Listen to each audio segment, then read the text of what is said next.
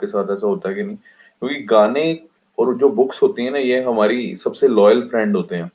गाने आपको कहीं ना कहीं मोटिवेट करते हैं अंदर अंदर ही अंदर, और कई गाने तो बहुत अच्छे होते हैं, मतलब उसके अगर आप लिरिक्स पे ध्यान दो तो somewhere it motivates you at anyhow. हाँ, so let's start our today's chapter, union budget part 3। Okay, सबका अपने अपने मोटिवेशन का तरीका है। कोई लोग को किसी पिक्चर देख के मोटिवेशन मिलती है, और किसी लोग को कोई गाने सुन के मोटिवेशन मिलती है। किसी की फैमिली बैकग्राउंड ऐसा होता है कि उसको मोटिवेशन मिलती है कि हाँ यार, मेरे को मेहनत करनी है, घर वालों ने इतनी मुश्किल से मेरे को पढ़ाया, तो इसको मैंने साकार्थ करना है। तो सभी के अपने अपने रीजन हैं मोटिवेट होने के। But the main thing is कि आप जो काम शुरू किए ना, उसको एक बार खत्म करना है जरूर। ये चीज ध्यान रखना। अगर वो बीच में अधूरा रह गया तो मजा नहीं आएगा, क्योंकि ना लाइफ में ना बहुत ही रेयर लोग होते हैं कि जिनको उनकी पसंद का काम मिलता है। फॉर एग्जाम्पल, आपको बचपन से सपोज ड्राइंग करने का शौक है, तो बहुत ही कम चांस होगा कि बड़े होके आप आर्टिस्ट बनोगे। बहुत कम लोग होते हैं, क्योंकि जनरली क्या होता है ना, मिडिल क्लास आदमी के जो पेरेंट्स होते हैं ना, वो कहीं ना कहीं उसको किसी और जॉब में डाल देते हैं, कहते हैं नहीं बेटे ये तू ये वाली पढ़ाई कर। तो वो अपना जो उसका शौक होता है ना, वो मर जाता है। ठीक है, तो अभी आपका जैसे सपोज शौक है यूपीएससी सिविल सर्विसेज की तैयारी करना, अगर सीरियसली में शौक है तो एटलीस्ट पूरा करो। अदरवाइज क्या होता है ना कि आप फोर्सफुली किसी और प्रोफेशन में गिर दिए जाते हो। अभी आपको सपोज करो यूपीएससी नहीं हुआ, अभी आप फिर उसके बाद कई दोस्त देखे हैं मैंने, कॉल सेंटर में लग जाते हैं, 10-10 हजार की नौकरी में कर रहे हैं, 5-5 हजार की नौकरी कर रहे हैं। तो वो फोर्सफुली, और वो परेशान है बेचारे। गुड़गांव जैसे शहर में मेट्रो में आधी जिंदगी तो उनकी मेट्रो में बीत जाती है। तो आई विश कि आप जो काम करें उसको पूर्णतः पूर्ण करें। ठीक है, बीच में मत छोड़ें अधूरा। ठीक है, हाँ अगर हुआ तब भी ठीक है, नहीं हुआ तब भी ठीक है, लेकिन एटलीस्ट आपको पता दो कि एटलीस्ट मैंने पूरा एफर्ट मारा। ठीक है, उसके बाद देखी जाएगी, कोई दिक्कत नहीं। ठीक है, सो let's start our today's topic, union budget part 3। हाँ, तो जैसा कि मैंने आपको बताया था कि बजट, जैसे गवर्नमेंट का बजट होता है, गवर्नमेंट के बजट को दो पार्ट्स में डिवाइड किया जाता है। ठीक है, एक होता है सर रिवेन्यू अकाउंट, एक होता है सर रिवेन्यू अकाउंट। हाँ मैम, बिल्कुल सही बोला आपने। एक होता है रिवेन्यू अकाउंट, एक होता है कैपिटल अकाउंट। गवर्नमेंट के दो अकाउंट्स होते हैं, एक होता है रिवेन्यू अकाउंट, एक होता है कैपिटल अकाउंट। ठीक है, रिवेन्यू अकाउंट के फर्दर दो पार्ट्स होते हैं, देख सकते हो जैसे आप। एक तो रिवेन्यू रिसिप्ट्स, और दूसरा होता है sir revenue expenditure. Similarly capital account के भी दो पार्ट होते हैं, एक होता है सर कैपिटल रिसिप्ट्स, ओके, और दूसरा होता है सर कैपिटल एक्सपेंडिचर। ठीक है, नाउ द क्वेश्चन इज, दोनों में डिफरेंस क्या होता है? रिवेन्यू अकाउंट और कैपिटल अकाउंट में डिफरेंस क्या होता है? ठीक है, रिवेन्यू अकाउंट का मतलब क्या होता है सर, इसमें हमारी गवर्नमेंट की डे टू डे ट्रांजेक्शन आएंगी, डे टू डे, या छोटी मोटी खर्चे या छोटे मोटे जो पैसे आ रहे हैं वो आएंगे। ठीक है, day to day, short term में जो पैसे आ रहे हैं, याद रखेंगे शॉर्ट टर्म। ठीक है, और कैपिटल अकाउंट में हमारे जो लॉन्ग टर्म के पैसे आ रहे हैं या जा रहे हैं, याद रखेंगे लॉन्ग टर्म के लिए। इसके ऊपर कई बार क्वेश्चन आ जाता है, इनमें से पूछ लेता है कि ये किस कौन से रिवेन्यू अकाउंट में आएंगे या कैपिटल अकाउंट में आएंगे। 3-4 चीजें आपको पूछ लेगा। ठीक है, तो दोबारा से बता रहा हूँ, यूनियन बजट को दो पार्ट्स में डिवाइड किया जाएगा, रिवेन्यू अकाउंट में और कैपिटल अकाउंट में। ठीक है, रिवेन्यू अकाउंट का मतलब होता है कि शॉर्ट टर्म खर्चे या शॉर्ट टर्म जो पैसा आ रहा है। ठीक है, और कैपिटल अकाउंट में जो लॉन्ग टर्म आ रहा है, लॉन्ग टर्म हमें रिसीव हो रही है गवर्नमेंट को जो अर्निंग, और जो एक्सपेंडिचर कर रही है गवर्नमेंट। ठीक है, उसके बाद फर्दर रिवेन्यू अकाउंट के दो पार्ट्स होते हैं, रिवेन्यू रिसिप्ट्स। रिसिप्ट मतलब रिसीविंग। ठीक है, गवर्नमेंट रिसीव कर रही है, यानी पैसा इनकमिंग आ रही है, यानी पैसा आ रहा है। एक्सपेंडिचर मतलब खर्चा, रोजमर्रा का खर्चा। तो रिवेन्यू रिसिप्ट्स को दो पार्ट्स में डिवाइड किया गया, एक तो टैक्स और दूसरा नॉन टैक्स। एक तो टैक्स रिवेन्यू और दूसरा, एक टैक्स रिवेन्यू रिसिप्ट और दूसरा नॉन टैक्स रिवेन्यू रिसिप्ट। ठीक है, यानी गवर्नमेंट को जो टैक्स से पैसा आ रहा है, जैसे कि डायरेक्ट टैक्स, दो तरह के टैक्सेस होते हैं, आपको शायद पहले ही बताया हुआ है, एक डायरेक्ट टैक्सेस और दूसरा इनडायरेक्ट टैक्सेस। डायरेक्ट टैक्सेस जैसे कि इनकम टैक्स, कॉर्पोरेट टैक्स जो बड़ी बड़ी कंपनीज को लगता है, वेल्थ टैक्स लगता है, सीजीटी कैपिटल गेन टैक्स, ठीक है। फॉर एग्जांपल आपके कोई जमीन पड़ी हुई है, सपोज करो आपके घर के पास आपके पापा ने खरीदी हुई है, ठीक है, तो कुछ टाइम बाद उसकी कीमत बढ़ गई है तो उसके ऊपर भी टैक्स लगता है, जिसको सीजीटी बोलते हैं, that is capital gain tax. Okay. एक होता है MAT, that is minimum alternate tax. ये क्या होता है? मैट क्या होता है? कंपनीज के जो प्रॉफिट होते हैं ना उनके ऊपर लगता है मैट, मिनिमम अल्टरनेट टैक्स। दूसरे होते हैं सर इनडायरेक्ट टैक्सेस, जैसे कि custom duty, excise duty, stamp duty, entertainment tax, sale tax, ठीक है।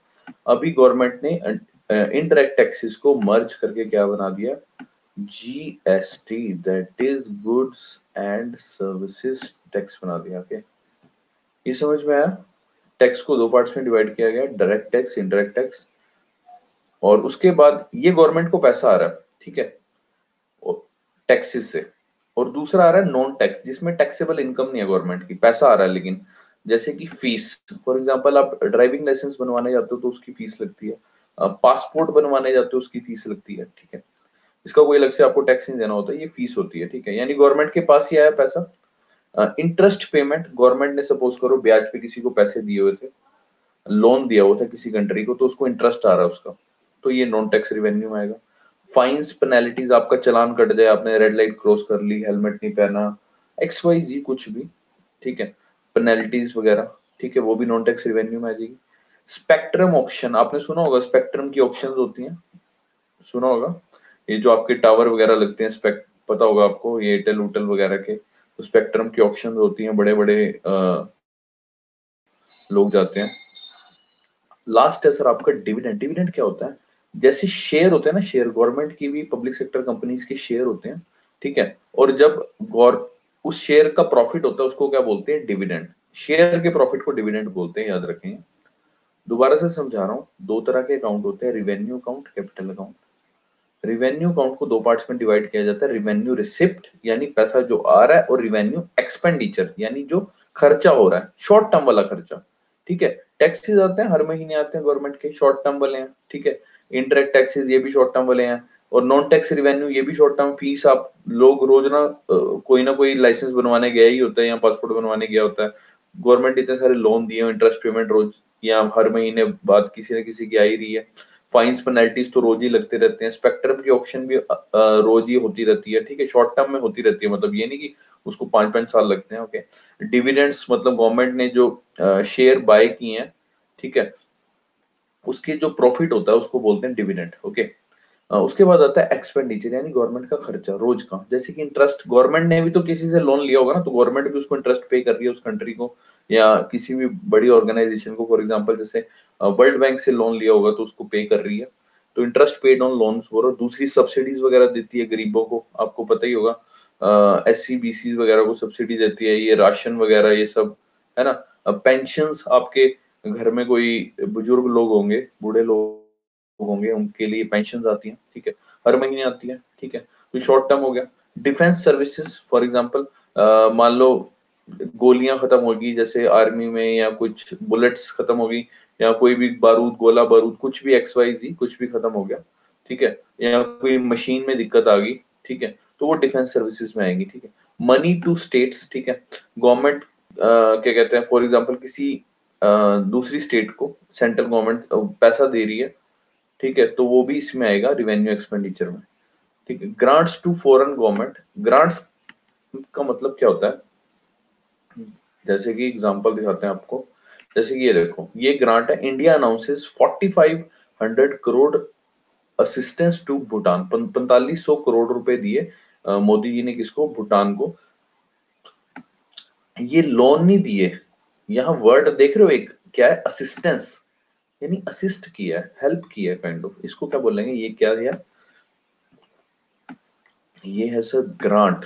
ग्रांट और लोन में क्या डिफरेंस होता है? हमने एक कंट्री को ग्रांट दिया और दूसरे कंट्री को लोन दिया, इसमें क्या डिफरेंस होता है? इसमें ये डिफरेंस होता है कि जो लोन की टर्म्स होती है ना, वो थोड़ी सी स्ट्रिंजेंट होती हैं, थोड़ी सी रिजिड होती हैं, ठीक है। लेकिन जो ग्रांट्स की टर्म्स होती हैं थोड़ी सी लिबरल होती हैं, ठीक है, इतनी रिजिडिटी नहीं होती उसमें, चल उसमें इंटरेस्ट वगैरह भी कम होता है, जो असिस्टेंस के उसमें दिए जाते हैं, याद रखना छोटी सी बात।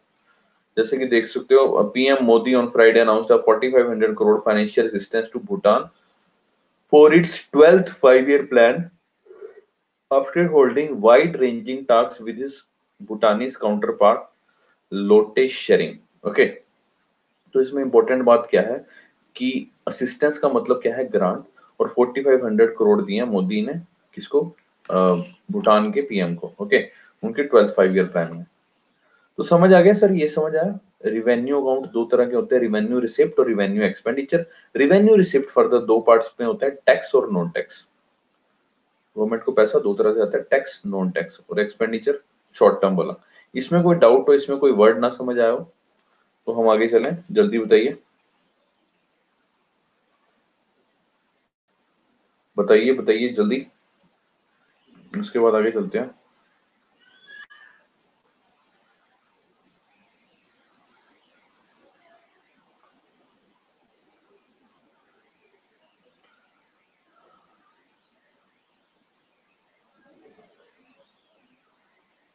बताइए sir, CGD capital gain tax, मैंने बताया ना मैम, फॉर एग्जांपल जैसे आपके फादर साहब की प्रॉपर्टी है, मान लो 1990 में उन्होंने प्रॉपर्टी खरीदी थी, 1990 में, ठीक है।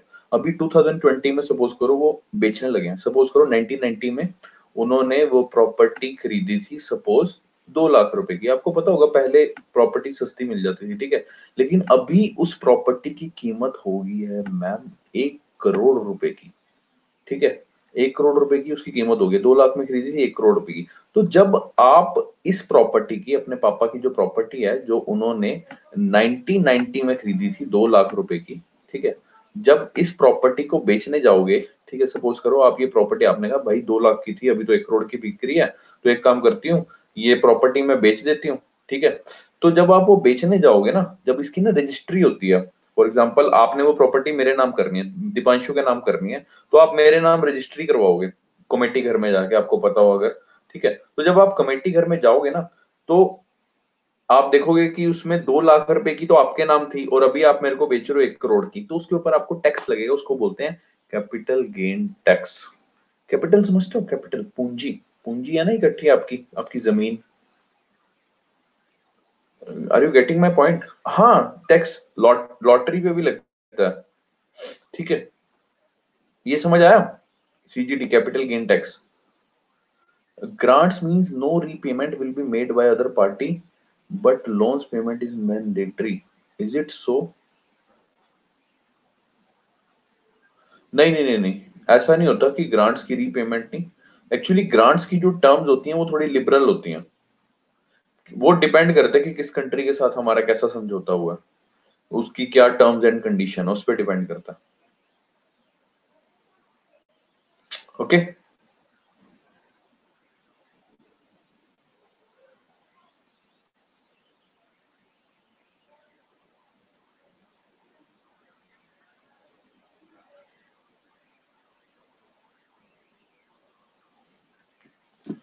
ठीक है, आगे चलें इसमें। ये रटने पड़ेंगे आपको, रटने क्या मतलब, समझदारी से पढ़ लोगे तो रटने की जरूरत नहीं है। आपको ना 3-4 टर्म्स दे देगा, आपसे पूछेगा इसमें से रिवेन्यू एक्सपेंडिचर में कौन सा है, या कैपिटल एक्सपेंडिचर में कौन सा है, या रिवेन्यू रिसिप्ट में कौन सा है, ठीक है, या कैपिटल रिसिप्ट में कौन सा है, तो आपको पता होना चाहिए। तो आगे चलते हैं।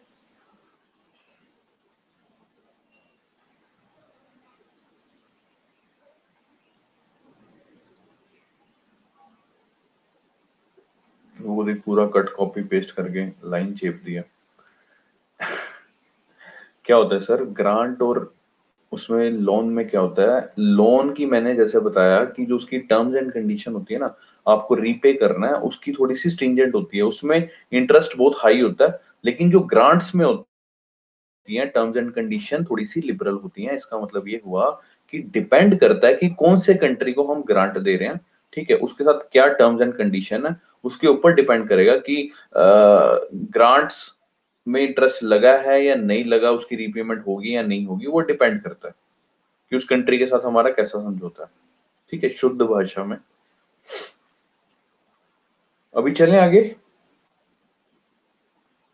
आगे चलें।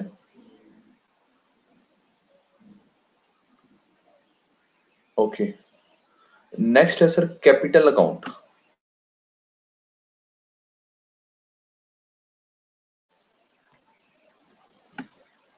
कैपिटल अकाउंट को दो पार्ट्स में डिवाइड किया जाता है, कैपिटल रिसिप्ट्स और कैपिटल एक्सपेंडिचर। ओके, एक सेकेंड।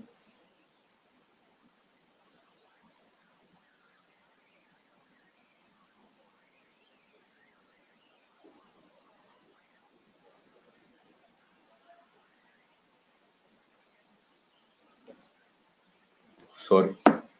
हाँ, तो कैपिटल अकाउंट को भी सिमिलरली दो पार्ट्स में डिवाइड किया जाता है, कैपिटल रिसिप्ट्स यानी इनकमिंग मनी और कैपिटल एक्सपेंडिचर। और कैपिटल रिसिप्ट्स को फर्दर दो पार्ट्स में डिवाइड किया जाता है, डेट रिसिप्ट्स और दूसरी नॉन डेट रिसिप्ट। डेट का मतलब क्या होता है? कर्ज। जो पैसा आपको कर्ज चढ़ा दे उसको क्या बोलेंगे? Debt receipt. फॉर एग्जाम्पल, आपने लोन लिया, पैसा तो आया, लेकिन उसने हमारे को क्या चढ़ा दिया? गवर्नमेंट को डेट चढ़ा दिया, यानी कर्ज चढ़ा दिया। तो डेट लोन दो तरह के होते हैं, इंटरनल लोन और एक्सटर्नल लोन। फॉर एग्जांपल, जैसे मैं आपको दिखाता हूं, स्लाइड में देख सकते हो, government decision of taking 1.76 lakh crore from RBI reserves. Government ने 1.76 लाख करोड़ रुपए लिए हैं, किससे? आरबीआई से लिए हैं। ये क्या हो गया? इंटरनल लोन हो गया। ठीक है, तो ये भी डेट माना जाएगा, कर्ज माना जाएगा। ठीक है, दूसरा आता है एक्सटर्नल लोन। पैसा तो आया लेकिन कर्ज चढ़ाया उसने, दूसरा एक्सटर्नल लोन। जैसे कि आप देख सकते हो, world bank approves US $1 billion loan to support India fight against covid. ठीक है, तो याद रखेंगे, ये एक हो गया एक्सटर्नल लोन का एग्जांपल। यानी दोनों में पैसा आया, लेकिन वो कौन सा पैसा है? डेट वाला, कर चढ़ाएगा। दूसरा होता है सर, और ये लॉन्ग टर्म के लिए होगा। लोन है तो लॉन्ग टर्म के लिए होगा, इसकी जो टर्म एंड कंडीशन होगी लॉन्ग टर्म के लिए होगी। एक दिन के लिए तो दिया नहीं है लोन, है ना? 10-10 साल, 15-15 साल के लिए होता है। ठीक है, तो इसीलिए किस अकाउंट में आएगा? कैपिटल अकाउंट में। कैपिटल अकाउंट में आपको मैंने बताया था ना, लॉन्ग टर्म के लिए आएगा, लॉन्ग टर्म वाली चीजें आएंगी, याद रखना, लॉन्ग टर्म के लिए। और कैपिटल रिसिप्ट में जैसे कि आपने देखा भी होगा, इंटरेस्ट पेमेंट आ रही है हर महीने, इसमें इंटरेस्ट पेमेंट आएगी, उसमें पूरा लोन आएगा। ध्यान देने वाली चीज है, इसमें सिर्फ इंटरेस्ट पेमेंट आएगी लोन की, और उसमें पूरा लोन आया। ये देखो सर, उसके बाद आता है नॉन डेट। फॉर एग्जाम्पल, जो कर्ज नहीं चढ़ाएगा। फॉर एग्जाम्पल, जैसे अभी हमने मैंने आपको 2 मिनट पहले एग्जाम्पल दिखाया इसका, क्या कहते हैं, भूटान का। भूटान को हमने लोन दिया था, या सपोज और किसी कंट्री को लोन दिया, तो उसका एकदम से प्रिंसिपल अमाउंट अगर हमें आया, तो वो कैसा पैसा होगा? Non debt. यानी वो कर्ज तो नहीं चढ़ाएगा, लेकिन हमें पैसा आया ना, वो loan, that is principal amount covered. दूसरा, disinvestment in public sector undertaking. For example, जैसे गवर्नमेंट की पब्लिक सेक्टर कंपनीज होती हैं, ठीक है, उसमें डिसइन्वेस्टमेंट करती है, तो उससे जो पैसा आता है तो वो भी कैपिटल रिसिप्ट में आएगा। एकदम से कंपनी बेची 500 करोड़ या 1 लाख करोड़ या 10,000 करोड़, जितने भी आए। जैसे एग्जांपल दिखाते हैं आपको, government sets ₹2.1 trillion disinvestment target. Government ने 2.1 ट्रिलियन डिसइन्वेस्टमेंट का टारगेट रखा है। ठीक है, ये देख सकते हो सर। तो ये किस में आएगा? Non debt. यानी जो इससे पैसा, मतलब उस कंपनी को बेच के जो पैसा आएगा, वो किस में आएगा? नॉन डेट कैपिटल रिसिप्ट में आएगा। अभी समझ में आया? और ये disinvestment in public sector undertaking करती कौन है? दीपम। दीपम की फुल फॉर्म क्या है? Department of investment and public asset management. Okay, और किस मिनिस्ट्री के अंदर आती है दीपम? ये आपसे पूछ लेगा। ये आती है सर मिनिस्ट्री ऑफ फाइनेंस के अंदर। Like after selling petrol pump shares. Sir, share sale करना अलग चीज है, पब्लिक सेक्टर अंडरटेकिंग्स की डिसइन्वेस्टमेंट करना अलग चीज है। ठीक है, वो चीज अलग है। उसके बाद दूसरा आता है सर कैपिटल एक्सपेंडिचर, जो खर्चा हो रहा है लॉन्ग टर्म वाला। लोन, फॉर एग्जांपल, गवर्नमेंट ने किसी फॉरेन नेशन को, दूसरे नेशन को लोन दिया, वो कैपिटल एक्सपेंडिचर के अंदर आ गया, लॉन्ग टर्म के लिए लोन दिया ना। दूसरा, money spent on capital goods. For example, government ने पीछे, क्या कहते हैं, रफेल लिए थे जेट। ठीक है, आपको एग्जांपल दिखाते हैं, जैसे कि गवर्नमेंट ने जहाज खरीदे थे। ये देखो, लोन का एग्जांपल आ गया। तो India extends $4.5 billion loan to Bangladesh. ठीक है, तो ये किसका आ गया? एक्सपेंडिचर, कैपिटल एक्सपेंडिचर में आएगा। ठीक है, लॉन्ग टर्म के लिए दिया लोन। ठीक है, तो ध्यान रखेंगे इसका। उसके बाद दूसरा है sir, India by 21 MiG 29 and 12 Sukhoi fighter jets from Russia. तो ये किस में आ गया, ये भी कैपिटल एक्सपेंडिचर में आ गया। मशीनरी ली ना, मशीनरी, ठीक है, अभी इसकी डेप्रिसिएशन होगी, यानी ये लॉन्ग टर्म के लिए रहेगी मशीनरी हमारे पास। ठीक है, समझ गए, मतलब लॉन्ग टर्म वाले खर्चे जो कैपिटल एक्सपेंडिचर के अंदर आएंगे। Money spent on capital goods जैसे government buildings, infrastructure including defence assets, जो कि अभी बताया मैंने आपको मिग 21 का एग्जांपल। इंफ्रास्ट्रक्चर, बड़ी बड़ी बिल्डिंग्स पे खर्चा हो रहा है। ठीक है, गवर्नमेंट बिल्डिंग्स मतलब गवर्नमेंट का एसेट बन गया ना वो लॉन्ग टर्म के लिए, समझ रहे हो।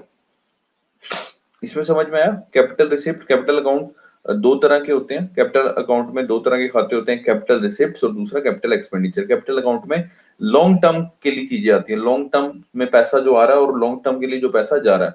कैपिटल रिसिप्ट्स में दो तरह के होते हैं, एक डेट होता है, एक नॉन डेट होता है। डेट में फॉर एग्जाम्पल लोन, लोन दो तरह का होता है, एक इंटरनल और एक्सटर्नल। अगर हम आरबीआई से लेंगे तब भी हमारे पे कर्जा चढ़ेगा, और एक्सटर्नल यानी बाहर से वर्ल्ड बैंक से भीख मांगेंगे तब भी उसका कर्जा चढ़ेगा।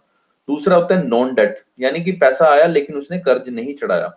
जैसे कि लोन, हमने किसी देश को लोन दे रखा था और उससे हमारे को पैसा आया, यानी प्रिंसिपल अमाउंट आया, प्रिंसिपल अमाउंट आया, इंटरेस्ट की बात नहीं हो रही। इंटरेस्ट की बात अगर होगी तो वो किस में आएगा, किस में आएगा अगर इंटरेस्ट की बात होगी, जल्दी बताओ।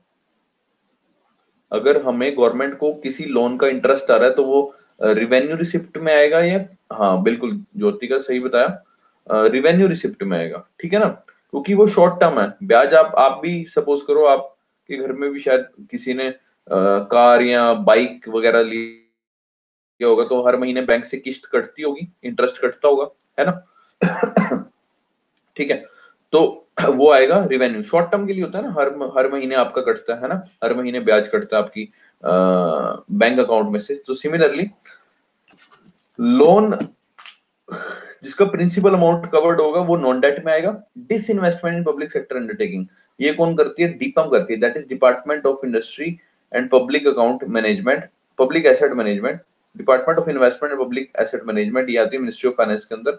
दूसरा कैपिटल एक्सपेंडिचर, खर्चा हो रहा है, यानी गवर्नमेंट ने किसी फॉरेन नेशन को लोन दिया, लोन लॉन्ग टर्म के लिए होता है। ओके, याद रखेंगे। Money spent on capital goods जैसे government building, infrastructure including defence assets etcetera. Okay, तो याद समझ आया ये, आगे चलें, इतना समझ में आया। बहुत सिंपल सा है, आप हल्का सा लॉजिक कंसेप्ट याद रखो कि भाई लॉन्ग टर्म में कौन सी चीजें आएंगी तो वो कैपिटल अकाउंट में आएंगी, और शॉर्ट टर्म में जो आएंगी वो रिवेन्यू अकाउंट में आएगी। क्योंकि इसके ऊपर बड़े क्वेश्चन आए हुए हैं भाई, मतलब पक्का आता ही आता है कि ना आपको चार पांच ऑप्शन दे देगा, उसमें बताएगा कि इसमें से कौन से कैपिटल अकाउंट के अंदर आएंगे और कौन से रिवेन्यू अकाउंट के अंदर आएंगे। ठीक है, तो आपको पता होना चाहिए कि कौन सा लॉन्ग टर्म है और तो कौन सा शॉर्ट टर्म है। जो शॉर्ट टर्म वाले आएंगे वो रिवेन्यू अकाउंट के अंदर आएंगे, जो लॉन्ग टर्म वाले होंगे वो कैपिटल अकाउंट के अंदर आएंगे। ओके, तो आगे चलते हैं। पानी का एक घूंट पी के, किसी को कोई डाउट हो तो पूछे। जलपान,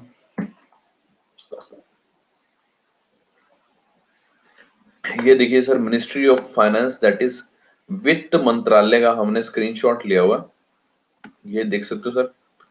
tax revenue, non tax revenue, और ये है कैपिटल रिसिप्ट्स।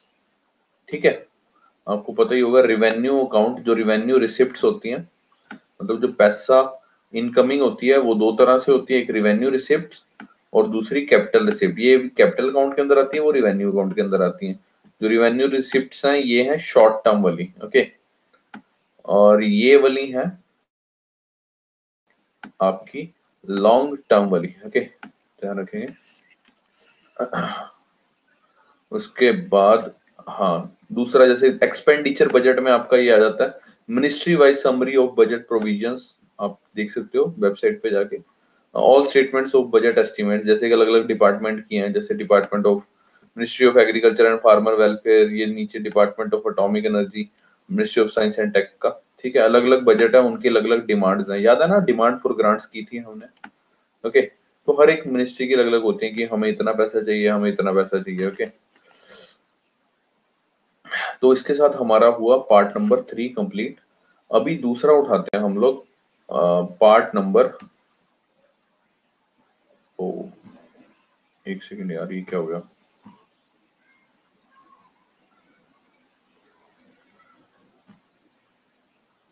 स्क्रीन बड़ी कैसे होगी? हाँ होगी छोटी। हाँ तो प्रेजेंटेशन उठाते हैं दूसरी। अरे कहाँ चलेगी भाई? हाँ, बजट का लास्ट पार्ट, पार्ट नंबर 4। नहीं नहीं, कर दी मैंने, छोटी कर दी। पता नहीं यार, ऐसे ऑप्शंस गलत हो जाते हैं ना। बचपन में अभी तो खैर काफी लोग टेक फ्रेंडली हो गए हैं। तो बचपन में ना, आई स्टिल रिमेम्बर, एक ना फोन आता था, शायद आपको पता हो। सीमंस का फोन आता था, सीमंस का, सीमंस कंपनी का। जापान की कंपनी है सीमंस, SCIMENS। तो मेरे मामा जी के पास था वो फोन ना उस टाइम। रेयरली किसी किसी के पास होता था मोबाइल। तो उनके पास सीमंस का फोन था। I still remember, I was in class 8th I think, 8th। हाँ एंटीना वाला बिल्कुल सही है। ब्लैक कलर का एंटीना होता। 8th क्लास में था। तो मामा जी आए हमारे घर में, तो हमारे घर में कुछ फंक्शन था। तो ही सेड कि एक मिनट मेरा फोन पकड़ना, मैं अभी आया। शायद वॉशरूम जाना था या कहीं पे। तो फोन दिया उन्होंने। तो अब मैं ऐसे हाथ में पकड़ा हुआ था, तो गलती से मेरे से ऐसे बटन दब गया। तो लाइट जल गई और कुछ आया, लिखा हुआ ना स्क्रीन पे, छोटी सी स्क्रीन पे कुछ आया। मैं क्या, पता नहीं यार क्या हो गया, मैं बहुत ज्यादा डर गया। तो मैं क्या, मामा जी ये कुछ देखना, गड़बड़ी तो नहीं होगी? और आजकल के बच्चे भाई साहब पूरी फोन की मतलब हिस्ट्री निकाल लेंगे या क्या है, अंकल जी ने फोटो में कहाँ छुपा के रखी हुई हैं, लोग कहाँ लगे हुए हैं। व्हाट्सएप पे किससे चैट कर रहे हैं, ये वो XYZ PH। हाँ सीरियसली यार, बच्चे आजकल के बहुत ज्यादा एडवांस हो गए, हाईटेक हो गए हैं सीरियसली। एक्चुअली इतने ज्यादा टेक सेवी हो गए हैं, इतने ज्यादा टेक सेवी हो गए हैं। मेरा कई ना माँ बाप, पेरेंट्स होते हैं जो टेक्नोलॉजी का कसूर निकालते हैं। वो कहते हैं कि ना टेक्नोलॉजी बेकार है यार, आजकल की बच्चे तो सारा दिन फोन में घुसे रहते हैं, लैपटॉप में घुसे रहते हैं, व्हाट्सएप, फेसबुक, इंस्टाग्राम। यार मेरा ये मानना है टेक्नोलॉजी खराब नहीं है, टेक्नोलॉजी तो अच्छी है ना। पहले के जमाने में आप कहीं जाते थे, तो आप सपोज कहीं आपको कोई किसी भी चीज की जरूरत पड़ गई, तो उस टाइम आप फोन नहीं कर पाते थे। अभी आज के टाइम पे आप कहीं पे भी चले जाओ, आप एक अगर आपके पास फोन है ना, आप दुनिया के किसी कोने पे भी जा सकते हो, इवन कि कुछ भी सर्च कर सकते हो। ठीक है, सबसे अच्छी बात यह है। लेकिन टेक्नोलॉजी का नाम वो बर्बाद करते हैं कि जो टेक्नोलॉजी का मिस यूज करते हैं। टेक्नोलॉजी आपके फायदे के लिए बनाई गई है, लेकिन अगर आप उसका मिस यूज कर रहे हैं, मिस यूज कैसे मतलब, आप देखो, टेक्नोलॉजी के कोई कॉन्स नहीं है, टेक्नोलॉजी के प्रोज हैं। कौन तब बनते हैं जब आप मिस यूज करते हो उसका। सिंपल सी बात है। मेरा ये मानना कि किसी चीज के नेगेटिव पॉइंट नहीं होते, डिपेंड करता है आप यूज कैसे कर रहे हो उसको। तो वो नेगेटिविटी में जाएगी। सपोज करो यार, आप दूध का गिलास है, आप दिन में 10 लीटर दूध पी लो। आप चिकन खा रहे हो, सपोज संडे का दिन है भैया, आज तो संडे है। आप 5 किलो मटन खा गए अपने दोस्त के यहाँ पे रूम पे बैठ के, ठीक है, और कुत्ते की तरह फैले पड़े हो सारा दिन। अब बताओ, मटन का कसूर है क्या? भैया मटन थोड़ा सा खाओ ना, दो एक एक एक आधी कटोरी खाओ। आप वहां कुत्ते की तरह खा के वहां पड़े हो अपने दोस्त के रूम पे। वो कह रहा भाई उठ जा, कह रहा नहीं भाई आप तो सोने दे। और अगले दिन हो गया आपको डायरिया, ठीक है, लूज मोशन लग गए। अब किसका कसूर है? भाई जितना आता है उतना खाओ ना। मिसयूज तो आपने किया ना, उसने तो बेचारे ने प्यार से बुलाया कि भैया आएंगे, भैया के लिए मटन बनाऊंगा, और भैया वहां, भैया ने तो आज तक देखा नहीं मटन, भैया ने वहां 5 किलो उधेड़ दिया मटन उठा के, है ना। तो कहने का मतलब है सर, मिसयूज आपकी तरफ से होगा। अगर आप सिंपल आराम से मटन खा के आ जाते 2 फुलकों के साथ, आराम से आपका पेट भी सही रहता, आप अच्छे से पढ़ाई करते, ठीक है। लेकिन आपने मिसयूज किया। सिमिलरली फोन का भी ऐसा है। फोन में हर चीज है सर, गूगल पे आप हर चीज सर्च कर सकते हो, इतनी नॉलेज वाली चीजें हैं। लेकिन अगर आप उसका मिसयूज कर रहे हो, मिसयूज यानी 24-24 घंटे आप इंस्टा पे हो या फेसबुक पे हो या व्हाट्सएप पे हो, तो दैट्स योर फॉल्ट। हाँ यूज करो, अब्यूज ना करो। क्या बात है सर, क्या बात है। तो वही मैं कह रहा हूँ, यूटिलाइजेशन आपको पता होनी चाहिए किस चीज की कितनी करनी है। और जिंदगी में ना याद रखना एक बात, जब भी कोई चीज तुम पे हावी होने लगे ना, तुम्हें लगे कि अरे यार मेरे को किसी चीज की एडिक्शन हो रही है, चाहे वो रोटी की क्यों ना हो, चाहे वो किसी भी चीज की यार लाइफ में, कोई चीज खाने की या पीने की या देखने की, फेसबुक की या इंस्टाग्राम की, कुछ भी, कोई भी सोशल साइट की या कुछ भी, इवन किसी बंदे की भी, अगर आपको एडिक्शन होने लगे ना, भाई तुरंत छोड़ दो उसको। सीरियसली कह रहा हूँ, थोड़ा सा कटने लग जाओ उससे। क्योंकि अगर लत लग गई ना किसी चीज की, लत बड़ी माड़ी होती है। लत अगर लग गई ना किसी चीज की बहुत गंदी, तो भाई छूटनी मुश्किल हो जाती है, मैं सीरियसली बता रहा हूँ। बाई गॉड, बच्चे ऐसे ऐसे मैं आपको बता नहीं सकता, 3-3 4-4 बजे तक मतलब लगे रहते हैं फोनों पे चैट करने। और कई बेचारे हमारे भाई, अब लड़कियां भी ना थोड़ी बहुत तेज होती हैं कहीं, ठीक है, रात को बेचारे मैसेज करेगा लड़का बेचारा 12 बजे, और देवी जी का मैसेज ही नहीं आएगा पूरी रात, और वो बेचारा ना 3-4 बजे तक इंतजार करेगा कि अभी आएगा अभी आएगा अभी आएगा, और वो आता नहीं है। क्योंकि लड़के बेचारे इमोशनल होते हैं यार, टू बी वेरी ऑनेस्ट। हाँ सीरियसली। तो इस चीज चक्कर में पूरी पूरी रात निकाल देते हैं। और लड़कियां, लड़का गुड नाइट भी बोलेगा ना तो बता के, लड़का तो पहली बात बोलता ही नहीं है कि मेरे को नींद आ रही है, लड़का तो अपनी लिमिट पुश करता है कि कोई नहीं यार, 2 घंटे बाद सो जाऊंगा, कोई दिक्कत नहीं। लेकिन लड़की को नींद आ रही है, बता के नहीं सोएगी, एकदम से सो जाएगी, सीरियसली कह रहा हूं मैं। तो कहने का मतलब है कि इस तरह की भी आप चिट चैट में ना पड़े, और ज्यादा किसी को फोकस करे ही ना यार, साफ सीधी बात है। काम हुआ, बात हुई, ठीक है, चलो भाई तुम अपने रास्ते में अपने रास्ते। नहीं शेक नहीं आया आज, आज शेक मैंने पहले पी लिया था।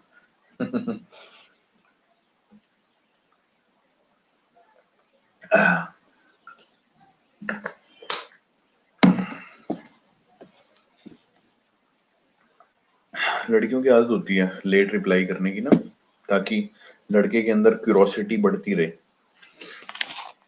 तो जो कि बहुत ही गलत बात है। लड़के के पॉइंट ऑफ व्यू से, लड़की के पॉइंट ऑफ व्यू से सही है। तो anyways, come to the part. हाँ वो होता है यार, उनमें होता है ये चीज ना लड़कियों में। एक्चुअली लड़की ना भगवान की बहुत ही सुंदर क्रिएशन है, ठीक है। तो और उनको रहता है कि हमें यार, सीरियसली ये मैं बता रहा हूँ, उसको पैम्पर करो, आप उसकी तारीफ करो, उसको अच्छा लगता है। ऊपर से कहेगी, अरे नहीं यार मैं कहाँ हूँ सुंदर यार, तुम तो ऐसे ही बोलते हो रमेश, तुम तो ऐसे ही बोलते हो रमेश भी, नहीं नहीं नहीं नहीं तुम तो सुंदर हो यार, तुम तो हुस्न परी, तुम जाने जहां, तुम सबसे हंसी, तुम सबसे जवां, सौंदर्य साबुन निरमा। ठीक है, अंदर से खुशी हो रही होती है उसको, लिटरली बता रहा हूँ, उसको अंदर लड्डू फूट रहे होते हैं, लेकिन ऊपर से नहीं यार तुम ना रमेश कुछ भी बोलते हो बस। हाँ तो कहने का, हाँ मेरा एक्सपीरियंस है यार, बहुत सीरियसली मेरा बहुत अच्छा एक्सपीरियंस है, ठीक है। जवानी के टाइम की बात बता रहा हूँ। तो ऐसा होता है यार। तो कहने का मतलब है, ज्यादा भाव मत दो किसी को, ठीक है। क्योंकि अगर आप ज्यादा ही किसी के पीछे पड़ जाओगे ना, तो आप अपनी सेहत खराब कर लोगे, सीरियसली कह रहा हूँ। There is a possibility. वो कह रही पीछे मैम खड़े हैं। मैम नीचे है, ठीक है। मैम को पता है भाई, अब क्या करें, अब गुड़ है, हम भी गुड़ थे किसी जमाने में, तो मक्खियां तो चिपकेंगी ना। तो बस जवानी के किस्से तुम्हारे साथ सुना देते हैं कभी कभी, दिल बहल जाता है बच्चों के साथ, ठीक है। तो बजट की हमने 6 स्टेजेस की हैं, ठीक है। ये देख सकते हो आप। सबसे पहली स्टेज में प्रेजेंटेशन होती है बजट की, उसके बाद जनरल डिस्कशन होती है, वो बकैती करते हैं, वो आती है मैडम, वो पर्चा सा लेके, अभी रिसेंटली टैब लेके आई थी तो उसमें पूरी बकैती की। उसके बाद स्क्रूटिनाइजेशन होती है बाय डिपार्टमेंटल कमेटीज की, चेक करते हैं। मैम को अगर जवानी के किस्से में पहले सुना देता ना, तो मेरी शादी ना होती। ठीक है। और अगर शादी के बाद सुना दूं ना, तो मैम मेरे को बाहर ना जाने दें। तो इसलिए ना मैंने पहले सुनाया है, ना मैंने बाद में सुनाया। ना ठीक है, इधर आ जाओ हमारी। हाँ हलवा सेरेमनी, हलवा सेरेमनी तो यहाँ होती है ना, प्रेजेंटेशन ऑफ बजट के साथ, ठीक है। Scrutiny by scrutiny by departmental committees. Next is voting on demand for grants, passing of appropriation bill, and the last one is passing of finance bill. Okay, इसको हम बाद में डिस्कस करेंगे, अभी है ना जवानी के किस्से जो टाइटल है उसको बाद में डिस्कस करेंगे, पहले इधर आ जाओ बजट पे, लास्ट में डिस्कस करेंगे, अभी ये स्लाइड खत्म होने वाली है, फटाफट पहले इस पे ध्यान देते हैं। प्रेजेंटेशन ऑफ बजट ये समझ आ गया, general discussion, scrutinization by departmental committees, voting on demand for grants, passing of appropriation bill, and the last one is passing of finance bill. appropriation bill का पता ही है, मैंने आपको बताया था कि किसमें से पैसे निकालने की अनुमति मिलती है, याद है? भूल के लग रहा, कंसोलिडेटेड फंड ऑफ इंडिया में से। और एप्रोप्रिएशन बिल का प्रोसीजर CFIR पैक कहां से होगा, और एप्रोप्रिएशन बिल का प्रोसीजर किसकी तरह होता है, कौन से बिल की तरह होता है, same as money bill. Okay, उसके बाद फाइनेंस बिल पढ़ा, फाइनेंस बिल में क्या अथॉरिटी मिलती है गवर्नमेंट को, फाइनेंस बिल में क्या अथॉरिटी मिलती है गवर्नमेंट को कि वो जनता से क्या कलेक्ट कर सके, टैक्सेस। और जैसी फाइनेंस बिल पास होता है हमारा, तो उसके बाद हमारा बजट क्या हो जाता है, पास हो जाता है। ओके, ये मैंने आपको बताया थे, गवर्नमेंट बजट के दो अकाउंट्स होते हैं, एक रिवेन्यू अकाउंट, दूसरा होता है कैपिटल अकाउंट। रिवेन्यू अकाउंट के फर्दर दो parts, revenue receipt, revenue expenditure. Revenue receipt दो तरह की होती है, पैसा यानी ये वाला पार्ट है इनकमिंग यानी पैसा आ रहा है, ठीक है, और ये वाला एक्सपेंडिचर मतलब आउटगोइंग, पैसा जा रहा है गवर्नमेंट का। रिवेन्यू अकाउंट वाला होता है, ये होता है शॉर्ट टर्म, अभी बताया मैंने आपको, और ये होता है मैम कैपिटल वाला long term. Okay, long term, ये भी पैसा incoming, capital receipts incoming, capital expenditure outgoing. Okay, revenue receipt के फर्दर दो काउंट होते हैं, tax revenue, non tax revenue. Tax दो तरह के होते हैं, further direct tax, indirect tax. तो इस तरह से चार्ट बनाना है आपने, ठीक है। कैपिटल रिसिप्ट्स भी दो तरह का होता है पैसा, बताओ जल्दी से कौन कौन सा। कैपिटल रिसिप्ट्स के दो पार्ट्स बताए थे, जल्दी से बताओ। लॉन्ग टर्म के लिए पैसा दो तरह से आता है, एक तो पैसा कौन से वाला होता है, debt and non debt. Very good, very good, एक होता है डेट, बिल्कुल। तो इस तरह से चार्ट बनाना है आपने ताकि आपको ध्यान रहे, और दूसरा नॉन डेट, ठीक है। डेट वाला जो कर चढ़ाएगा गवर्नमेंट को, पैसा आया लेकिन कर चढ़ाया, ठीक है, और दूसरा है नॉन डेट यानी पैसा आया कर्ज नहीं चढ़ाया। ओके, तो आगे चलते हैं, इसके बाद बात करते हैं सर, ये प्रीलिम्स पॉइंट ऑफ व्यू से मैंने कुछ फैक्ट्स लिखे हुए हैं, आपको पेपर में काम आएंगे। चेंजेस विच वाज इंट्रोड्यूस इन 2017, 2017 में कुछ चेंजेस लाए गए, कुछ बदलाव लाए गए, ठीक है। कौन कौन से, पहला की advancement of budget presentation to Feb first. पहले जो हमारा बजट होता था, बजट प्रेजेंटेशन होती थी, ये होती थी last working day of February, ठीक है, आपसे पूछ सकता है, लेकिन अभी बजट कब प्रेजेंट होता है, पहली फरवरी को, पहला पॉइंट। दूसरा पॉइंट कि रेलवे बजट को मर्ज कर दिया गया किसके साथ, जनरल बजट के साथ, दूसरा point. Third point, doing away with plan expenditure and non plan expenditure. अभी plan expenditure, non plan expenditure इस तरह से डिस्टिंक्शन नहीं होती, ओके, याद रखेंगे, पहले होती थी। तो ये तीन चेंजेस इंट्रोड्यूस किए गए 2017 में, आपसे पूछ सकता है। उसके बाद है नेक्स्ट आपका, आई थिंक, हाँ, objective of government budget. Government budget बनाने का ऑब्जेक्टिव क्या होता है, आपके घर में आपके मम्मी पापा बजट बनाते हैं, किस लिए बनाते हैं, ताकि स्मूथ फंक्शनिंग हो घर की प्रॉपर, है ना। बजट इसीलिए बनाते हैं घर में, कहीं बनाते हैं वैसे, कहीं नहीं भी बनाते हैं, तो डिपेंड करता है गवर्नमेंट का। लेकिन जो बजट होता है, इसके ऑब्जेक्टिव, इसका मतलब मेन पर्पस क्या होता है, फर्स्ट रीएलोकेशन ऑफ रिसोर्सेज, मतलब कि हमारे देश में जितने भी रिसोर्सेज हैं उसकी रीएलोकेशन की जाए। It helps to distribute resources keeping in view of the social and economic condition of the country, ठीक है। देश की सामाजिक और आर्थिक स्थिति कैसी है, उस हिसाब से देश के जो रिसोर्सेज हैं उनको रीएलोकेट किया जाए, ठीक है। दूसरा, reducing in equalities in income and wealth. Inequality कैसे कम करी जाएगी इनकम और वेल्थ में, फॉर एग्जाम्पल, अब एक बंदा है, अंबानी है, अंबानी सपोज करो महीने का सपोज करो 100 करोड़ रुपए कमाता है, ठीक है। तो जाहिर सी बात है, इस बंदे के ऊपर, अंबानी के ऊपर गवर्नमेंट क्या लगाएगी, टैक्स लगाएगी, ठीक है। जब गवर्नमेंट इसके ऊपर टैक्स लगाएगी, तो वो टैक्स पैसा किसके पास आएगा? गवर्नमेंट के पास आएगा। और गवर्नमेंट के पास आएगा तो गवर्नमेंट वो पैसा कहाँ यूटिलाइज करेगी? गरीबों की मदद करने के लिए, ताकि उनका उद्धार हो सके। याद रखना, ठीक है। अब जो भी गरीब आदमी है उसका उद्धार हो सके। फॉर एग्जांपल जैसे गवर्नमेंट स्कीम्स आती हैं, कई सारी पॉलिसीज आती हैं गवर्नमेंट की, एससी बीसीस के लिए, शेड्यूल कास्ट के लिए और ट्राइब्स के लिए, ठीक है। वुमेन के लिए आती है, ठीक है। डिसेबल्ड लोगों के लिए आती है स्कीम्स, ठीक है। तो वो यानी कि अमीर लोगों का पैसा पे टैक्स लगा के वो पैसा गवर्नमेंट पॉलिसीज बनाती है, उसकी उसमें यूटिलाइज करती है, प्रोजेक्ट्स बनाती है डिफरेंट डिफरेंट, ठीक है। जैसे कि लिखा हुआ है, reducing inequalities in income and wealth, कैसे? By imposing taxes on the elite class and spending collected money on the poor, गरीबों पे इन्वेस्ट करके, ठीक है। बुजुर्गों की मदद करती है by giving the pension, okay.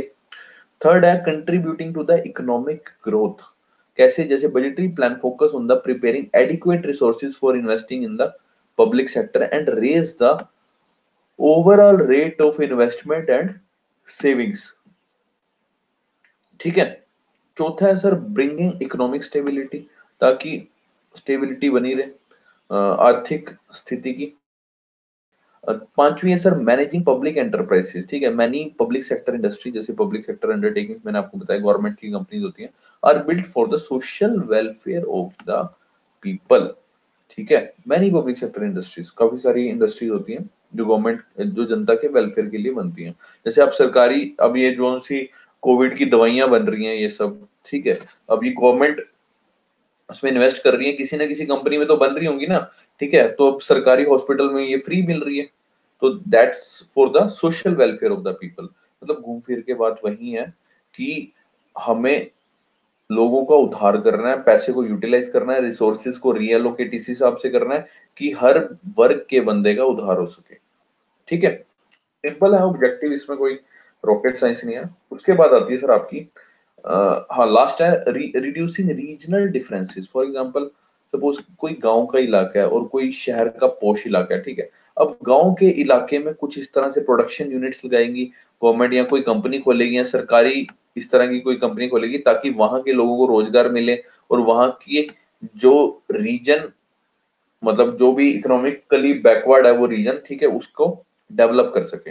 It aims to reduce the regional inequalities by promoting the installation of production units in the underdeveloped regions, okay, याद रखें। उसके बाद आती है sir techniques of budgeting. Budget बनाने की टेक्निक होती है सर। पहली टेक्निक है सर हमारी जीरो बेस बजटिंग। ये हुई थी sir initiated in department of science and technology in 1983, 1983 में department of science and technology में इनिशिएट की गई थी 1983 में, adopted by government of India in 1986 for determine the expenditure budget। और सेवंथ 5 year प्लान में zero base budgeting was promoting. अब main question है कि जीरो बेस बजटिंग का मतलब क्या है?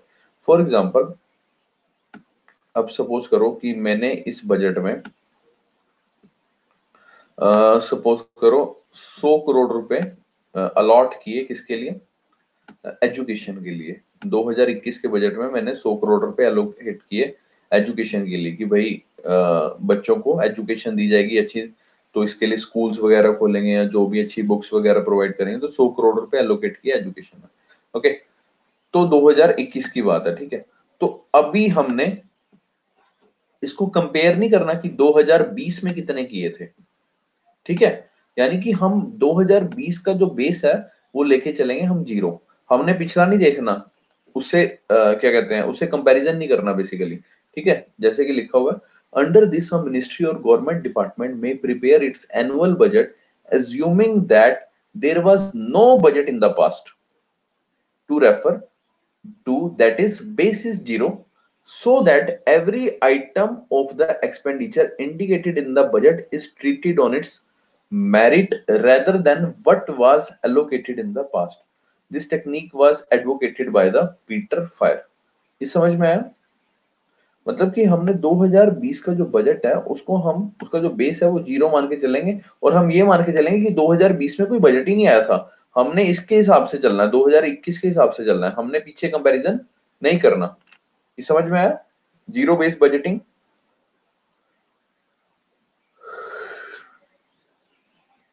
सो गए हो सारे? वो देख सारे जाग गए एकदम से। अच्छा, ठीक है।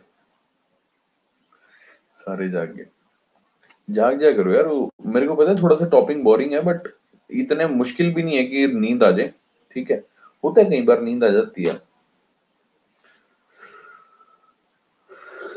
ऑफलाइन क्लास में नहीं कभी नींद आती, ऑनलाइन क्लास में नींद आती है, ऑफलाइन में नहीं आती। ऐसा होता है।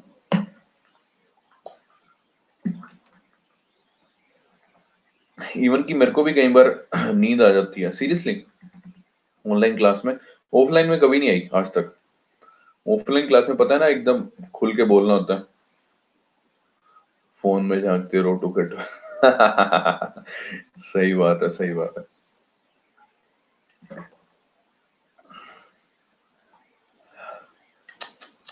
अचानक से झपकी फिर लग जाती है। चलो आगे चलते हैं। झपकियां ना लगाओ ज्यादा।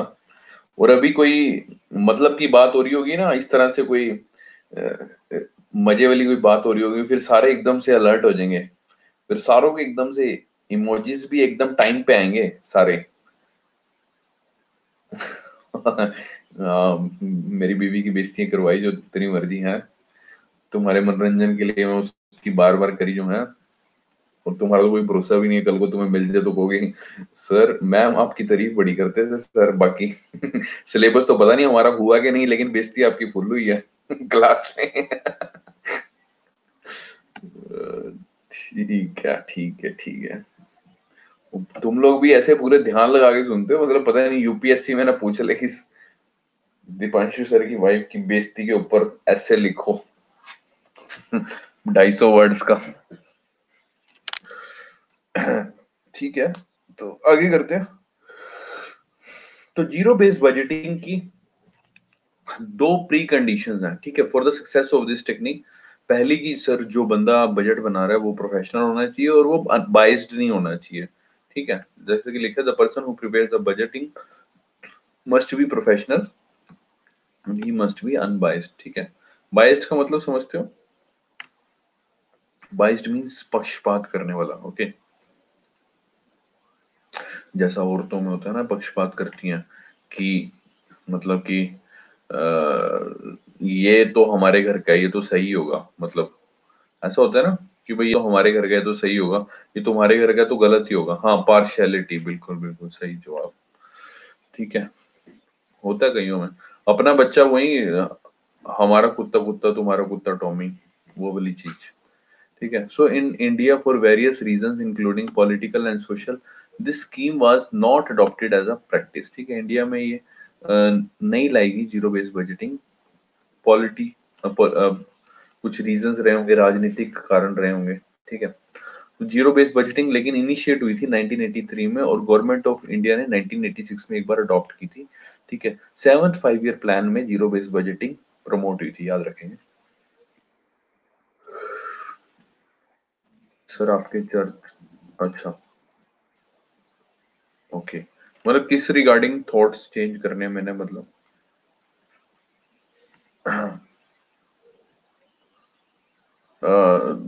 एजुकेशन वाइज और मतलब किस वाइज? अपनी बीवी को लेके थॉट्स चेंज हो जाएंगे मेरे, ऐसा?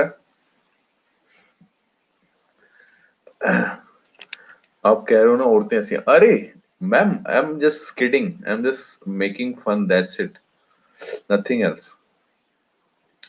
Women are the most beautiful creation of the god. ऐसा कुछ नहीं है, ये जस्ट हंसाने के लिए, that's it, nothing personal. Okay,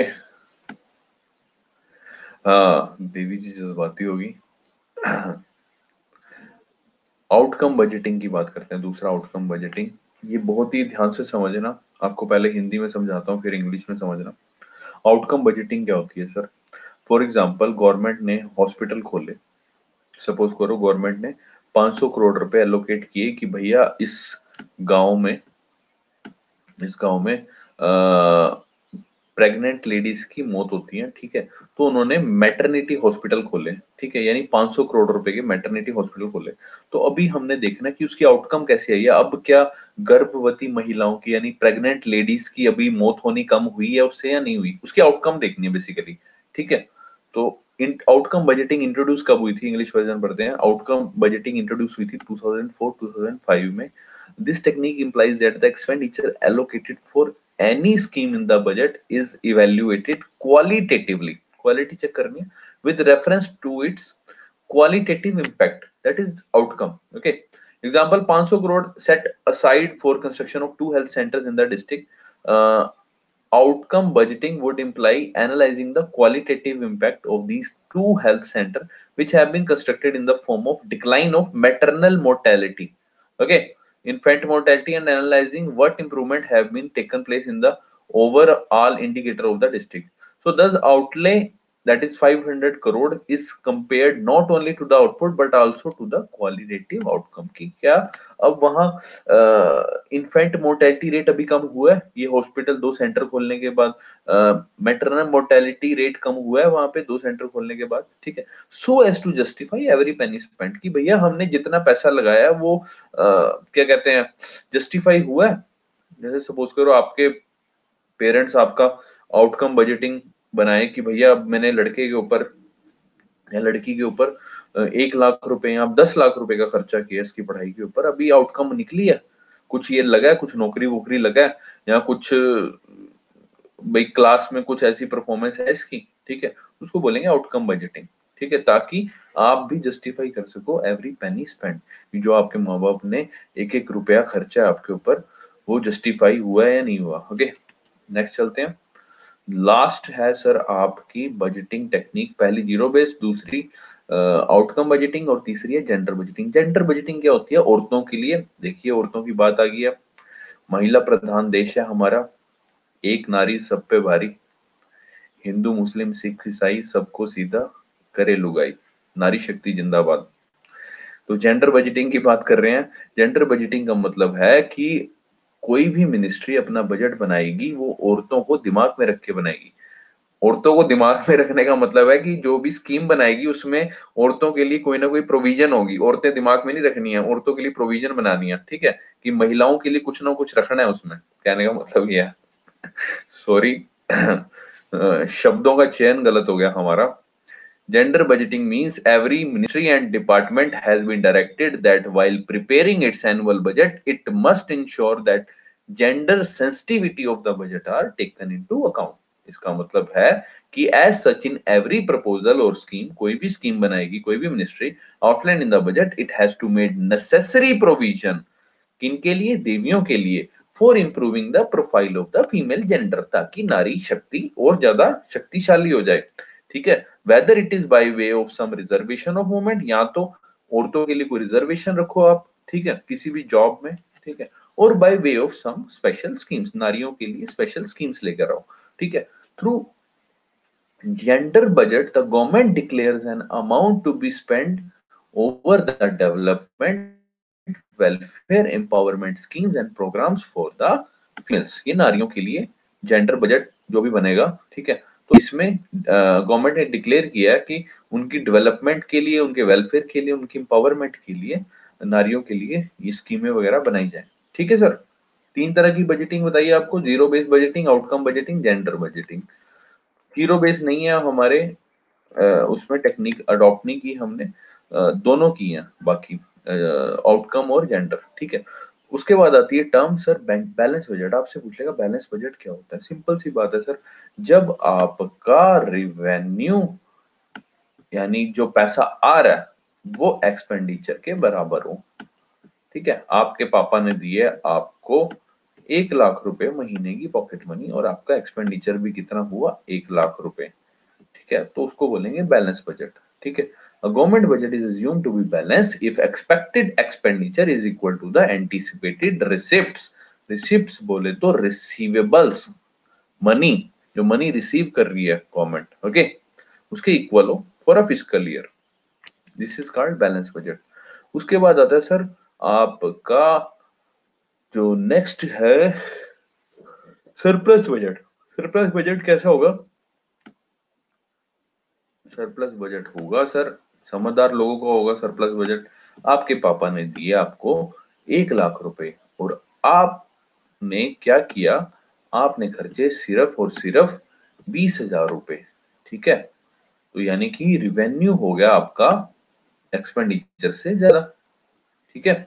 A budget is said to be surplus when the expected revenue surpass the estimated expenditure for a particular business year or a fiscal year.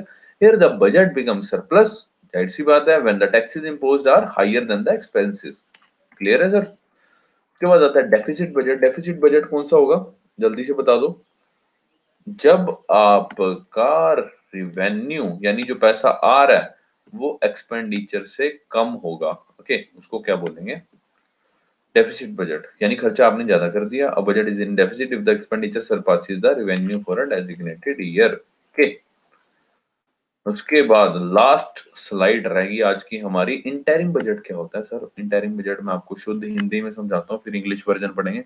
Interim budget क्या होता है? For example suppose करो जब Modi government आई थी, suppose करो budget चल रहा है, ठीक है, बजट सेशन चल रहा है, एकदम से लोकसभा होगी डिसॉल्व, ठीक है, लोकसभा डिसॉल्व होगी, इलेक्शन ईयर चल रहा है, अब नई गवर्नमेंट आई है, अब पुराना बजट तो चल रहा है, ठीक है, फरवरी में इंट्रोड्यूस हुआ था, सपोज करो नई फरवरी में आया था बजट, ठीक है, अब फरवरी का बजट अगले साल तक चलता है ना, अगले साल तक चलता है, तो अब बीच में आ गई गवर्नमेंट, नई गवर्नमेंट आ गई, पुरानी गवर्नमेंट का बजट चल रहा है, अब पुरानी नई गवर्नमेंट आई अगस्त में, फरवरी में आया था बजट, पुरानी गवर्नमेंट आई अगस्त में। जैसे कि आपको पता भी होगा 2014 में आई थी मोदी गवर्नमेंट। अब मोदी गवर्नमेंट के पास अब करने को तो वैसे नया वही पुराना ही चलने दे, कोई दिक्कत नहीं है, लेकिन बिकॉज ऑफ कन्वेंशन ये जो नई गवर्नमेंट आई थी मोदी गवर्नमेंट, इन्होंने नया बजट इंट्रोड्यूस किया, मतलब मोदी नहीं, इनफैक्ट कोई भी नई गवर्नमेंट आएगी ना तो वो अपना ही बजट इंट्रोड्यूस करेगी। द रीजन बीइंग इज, आप सपोज करो किसी बंदे को गालियां दे रहे हो कि भाई ये बंदा गलत है, मतलब कि अ, ये बंदा क्या कहते हैं, इन्होंने इस गवर्नमेंट ने बट सही नहीं लाया, ठीक है, अब उसको क्रिटिसाइज करी जा रहे हो, अब लेकिन आप फिर जीत गए, ठीक है, आप क्रिटिसाइज कर रहे थे लेकिन अभी आप जीत गए हो, अब आपकी बारी है बजट बनाने की। तो जैसा कि संविधान में ऐसा कुछ नहीं लिखा हुआ कि आपको नया बजट बनाना है, लेकिन ये आपकी रिस्पॉन्सिबिलिटी बनती है, क्योंकि आप बाहर खड़े होकर गालियां दे रहे थे उसको कि गवर्नमेंट ने कुछ नहीं किया, लेकिन जब आपकी बारी आई तो आपको उस टाइम आते सार नया बजट पेश करना पड़ेगा, ठीक है, अपना कुछ उसमें मॉडिफिकेशन करके, ताकि जनता को लगे कि हाँ यार इन्होंने कुछ अलग किया, इन्होंने वही नहीं वो पुराने वाला चला दिया, ठीक है। अब इसका इंग्लिश वर्जन पढ़ेंगे। Suppose if old budget is going on, then suddenly Lok Sabha stand dissolve, then the new party comes, may be between June July और any year, it will make an interim budget. तो वो जो budget बनाएगी, budget के बीच में जो budget बनाएगी उसको बोलेंगे इंटरिम बजट, ठीक है। Only during the election year, election year में बनता है, या फिर एक्सट्रीम सिचुएशन, कोई भी एक्स वाई जी एक्सट्रीम सिचुएशन आ सकती है आपत्तिजनक, it is an unwritten convention, कहीं पे लिखा नहीं हुआ है अनरिटन कन्वेंशन। और नोट करने वाली बात यह है that there is no legal constitutional obligation on the ruling party to launch an interim budget. कोई कॉन्स्टिट्यूशनल ऑब्लिगेशन नहीं है, कोई जरूरी नहीं है कि रूलिंग पार्टी को बजट बनाना ही पड़ेगा, कोई जरूरी नहीं है, कोई मैंडेटरी नहीं है, ठीक है। So this is called interim budget. इसमें कोई डाउट हो तो पूछो। ये हमारा हो गया बजट खत्म।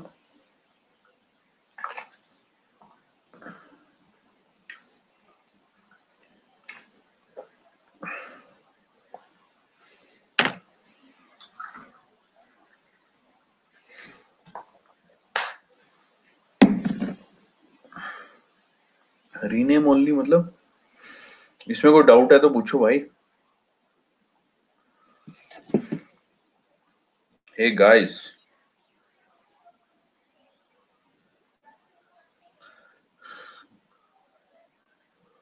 पीडीएफ सेंड कर देता हूँ बाबू, और कर रहा हूँ, मैंने कब मना किया?